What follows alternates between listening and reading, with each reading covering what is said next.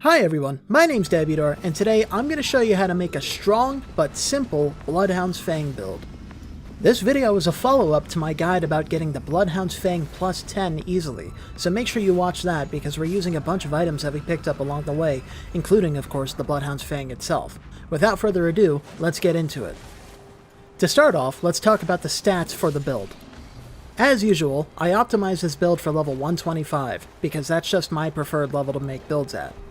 I'm trying to keep this video short, so in the description I'll have a leveling guide if you decide to go past 125, or if you're below 125 and you need to level up to 125. Our most important stat is going to be having 50 Vigor.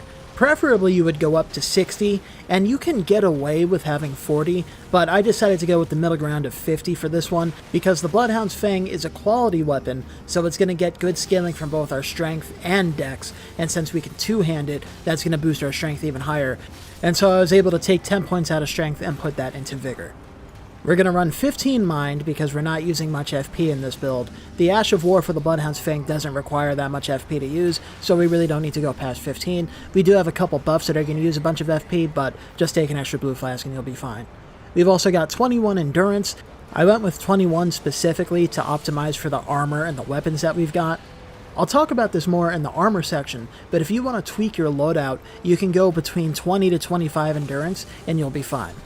And then for our damage stats, we've got 34 Strength and 49 Dexterity. The Bloodhound's Fang is a dexterity-leaning quality weapon, so it prefers Dex, but it does want Strength if you want to get the most out of it. Generally, to get the optimal damage out of it, you'd want to get 40 Dexterity and 20 Strength, and then you level Dex and Strength in a 3-to-2 ratio, so for every 3 points that you put into Dex, you put 2 into Strength. You might notice these stats aren't quite in line with that, but we've got Millicent's Prosthesis giving us plus 5 Dexterity, so our total is actually 54, and then for Strength we're going to be two-handing it, so we get a 50% boost to our Strength, which gives us a bunch of extra Strength scaling and makes us do much better damage. And then finally, we've got 15 Faith and 10 Arcane. The 15 Faith is so that we can cast Flame Grant Me Strength and Bestial Vitality, and the 10 Arcane is so that we can cast Blood Flame Blade. That's it for our stats, so now let's talk about our weapons, talismans, and armor. I decided to make this build a Bloodhound Knight cosplay build, because in my Bloodhound's Fang plus 10 guide, I decided to get the full Bloodhound Knight set at the end of the video, just because, so I decided that that would be the armor and the weapons that we're going to use for this guide. So of course, we've got the Bloodhound's Fang, and we've also got the Bloodhound Claws with the Endure Ash of War on it, and the Quality Affinity, which will give us the best damage for our stats. And then we also need a weapon to put the Golden Vow Ash of War on, so I chose a dagger because they're easy to get and they're light. Preferably you'd use something lighter like the Dry Leaf Hearts, but the dagger's fine. And finally, you need any seal so that you can cast your buffs. In my case, I chose the Dragon Communion Seal just because it's weightless and it's super easy to get. For armor, I chose the Bloodhound Knight set because, of course, it's a Bloodhound Knight cosplay. This is solid armor that looks pretty cool. It's a little bit on the heavier side, which is why we had to go with 21 Endurance. If you want to wear lighter armor, then you've got a couple alternatives. You could use the regular Knight set that you can get from the Twin Maiden Husks at the Round Table Hold. That's a solid 51 poise armor that gives good protection and is relatively light considering how much protection it gives you, so that's just a solid armor set to get. You can also swap out the torso armor for the Raptor's Black Feathers or the Gravebird's Black Quills, which will boost your jump attack damage. I talk about jump attacks specifically because something about the Bloodhound's Fang is that it has an unusually high jump attack damage motion value compared to the other weapons in its class. So basically, by default, it gets higher jump attack damage than other curved greatswords will get.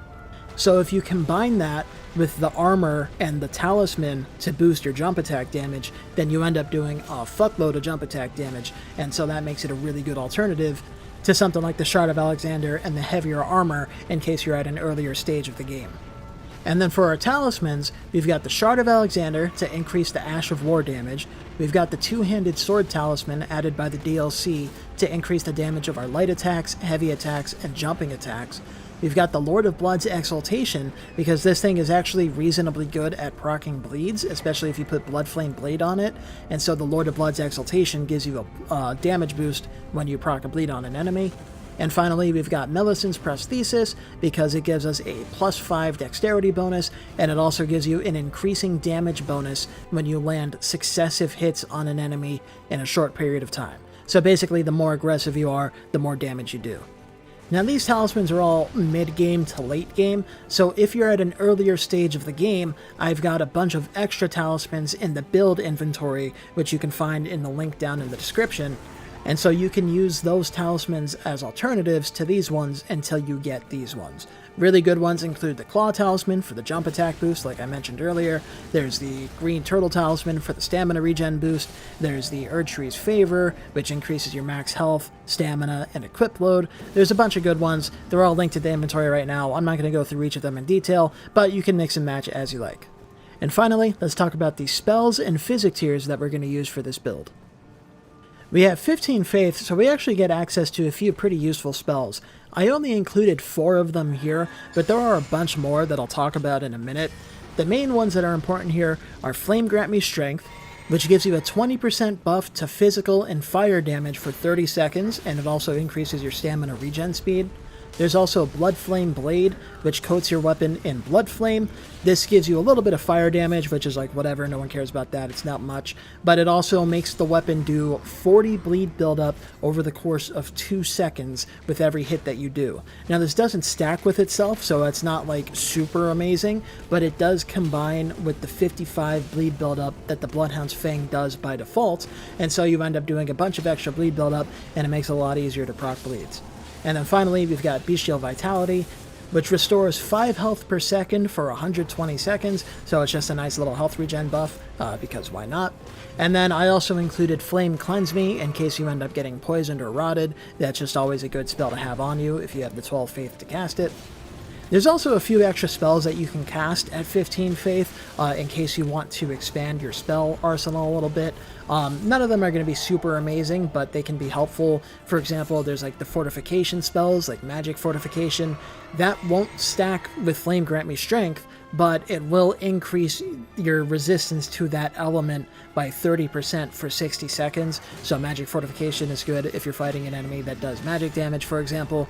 So if you need like extra little buffs like that, then you can mix and match some of the spells that are available to you. But these are the ones that are important to the build. In addition to those, like I mentioned earlier, we also have the Golden Vow Ash of War on a dagger or some other weapon that you can cast alongside these, and that gives you a damage buff and a damage resistance buff as well. And then in our Wondrous Physic, we've got the Opaline Hard tier. This increases all of your damage negation by 15% for 3 minutes, so it makes you a lot tankier, and it's very helpful to have, especially in addition to something like Golden Vow and the armor and the 50 Vigor that we have. And then we've also got the Thorny Crack tier, which is similar to Millicent's Prosthesis, in that it gives you a successive hit bonus, so the more times you hit an enemy in a row in a short period of time, the bigger the damage buff you get. And it stacks with the buff from the Prosthesis, so you end up doing a fuckload of damage if you stack it up. You can't get the Thorny Crack tier until pretty late game because it's in the Consecrated Snowfield before the Havoc Tree, so if you don't have access to that, then I'd recommend something like the Green Burst Crystal tier for the extra stamina regen it gives you. You can get the Spiked Crack tier for the charged heavy attacks, which you'll see me do in the gameplay portion of this video. The charged heavy attacks are really nice, and so having that extra damage bonus for it can be really helpful. Or pretty much whatever other tier you want. Something like even like the Faith Knot tier for plus 10 faith. That'll let you cast the Golden Vow spell, which lasts longer and is stronger than the Ash of War. Unlike my other build guides, I'm not going to show you how to get these items because we already got most of them in my Bloodhound's Fang plus 10 video, so you can go watch that as a reference. I want to try to keep this one relatively short, so I'm leaving all that stuff out of this one. I will have links in the description to these items in case you need a map or, a guide for where to find them. But for now, I am going to switch over to showing you some gameplay so that I can show you how to get the most out of this build. So our first victim is going to be Mohg, Lord of Blood. I chose him because he's weak to bleed and because he's relevant to the DLC, which everyone wants to get to, so why not? So before I start the fight, our buffs are always important. I see a lot, I've been playing a lot of co-op lately, and I see a lot of people not drink their Wondrous Physic, not cast any buffs of any kind, or even use consumables or anything. You need buffs. Use buffs. They help a lot. There's no reason to not use them, even if it's just your Wondrous Physic. But anyway, so I drink the Wondrous Physic, cast Beast Shield of Vitality, cast Golden Vow, cast Flame Grant Me Strength, cast Blood Flame Blade, and then you start the fight. I run up to him, and I start attacking him. You saw I got hit by that Blood Flame Talons. The one downside that this weapon has is that it's kind of slow. So you're going to see there's a couple times where I go for a greedy attack, and I get hit because I couldn't recover in time. So that's like the one thing. You have to be like deliberate with your attacks. You saw there I got a Poise Break on him because it gets good poise damage. And you also saw after I riposted him, he just like exploded blood out of him, like it just procced a bleed like on its own. That was because of Blood Flame Blade and the bleed buildup that it does over the course of 2 seconds. You also see when it's appropriate, I'm throwing in the Ash of War. By the way, in order to do the follow-up dash, there was another greedy hit where I got hit by Blood Flame Talons because I couldn't recover in time. In order to do the follow-up dash for the Ash of War, you need to hit the Ash of War button, which is left trigger by default, and then you hit your heavy attack button afterwards. So that'll be right trigger, or I think it's like shift, left click, if you're on keyboard and mouse. So that's how you do it. It's not 2 hits of the Ash of War button, it's the Ash of War button, and then your heavy attack button. So you don't always want to be spamming the Ash of War. Your light attacks are definitely going to be your bread and butter on this weapon. A lot of people get this weapon and then they just try to constantly spam the Ash of War, and it doesn't work out because the Ash really isn't like that amazing. It's got its uses, and if you have something like Shard of Alexander, it hits hard, but it's also kind of slow, and especially in like PvP, it's really predictable, so it's got a time and a place to use it. You don't want to just spam the Ash of War. And like you see here, when I have a punish window, I'm going for jump attacks or I'm going for charged heavy attacks. I think I opened up this fight with a charged heavy attack. Here I'm going to hit him with the Ash because I've got time to do it, and so I can get both follow-ups safely without getting smacked out of it or whatever. And then I hit him with a bunch of extra light attacks because that keeps up the damage, and it also keeps up his bleed buildup because you want to, take advantage of that. It's the Bloodhound's Fang. And by the way, here's another pro tip. You're going to see here, I'm going to hit him with fan daggers. As I'm approaching him, I just throw one fan dagger at him. That prevents his poise from regenerating, and so it makes it easier to get poise breaks on enemies. So I didn't get the poise break on Radahn here, but I did get it on Mohg, and I'm pretty sure I threw a bunch of fan daggers in the Mohg fight too, and you're going to see me use them in these other clips as well. Now once again, I'm going to stress the importance of using buffs. You see, before I start this Godskid Apostle fight, I'm even backing away from him, so I have time to cast all my buffs. So you drink the Physic, cast Golden Vow, cast Beast Shield Vitality, cast Flame Grant Me Strength, and then cast Blood Flame Blade. It's a bit of a process, but it's worth doing because that's how you get damage numbers like this. And you see, I'm taking off big chunks of his health. I'm at New Game +2 in these clips, so the enemies have extra health compared to if you're just in the base New Game. And I'm still doing just a fuckload of damage to them because that's what buffs do. Most of your damage comes from weapon upgrades and buffs. Now you might have noticed there that I missed the follow-up hit for the Ash of War. That can happen sometimes because of the way its hitbox works. Your guy slashes from like right to left or whatever, and so it's not always going to hit the enemy if you end up passing them on the side. So what you can do to compensate for that is you can unlock from the enemy so that you're like free aiming, and then you can use your thumbstick to control where you go during the follow-up hit. And even like that's especially good in like PvP if you want to do like mix-ups and stuff. I didn't get any footage of it because it just didn't occur to me to record that, but it's a very good skill to have and something worth keeping in mind if you want to become a more advanced Bloodhound's Fang player. You see here I just completely overestimated my range and just completely missed those attacks. You see this is a big slow enemy, so a lot of people struggle with Draconic Tree Sentinel, but I have a lot of opportunities to hit him with the charged attacks, and so that gives me a couple poise breaks on him, especially right at the beginning of the fight when he was still doing his thing. And so, that makes it easy to kick his ass. It's worth taking advantage of the fact that we're using a somewhat heavier class of weapon. And by the way, you saw that could have been a punish window, but I went for it as a heal window. And there was that sick as fuck Bloodhound's Fang, Bloodhound's Finesse, whatever it's called, where I did the backflip, and then I came in right after his shield. It looks cool as shit. By the way, I included the claws in this build. I didn't really use them in this guide because it's focused around the Bloodhound's Fang, but the Bloodhound claws are quite brutal. You can use them as an offhand weapon too, for like mix-ups and stuff to, you know, like confirm bleeds on enemies. You hit them with the Fang once or twice and then follow up with a couple slashes from the claws to make them bleed or whatever. But here, mainly you're going to see I'm going to use Endure here.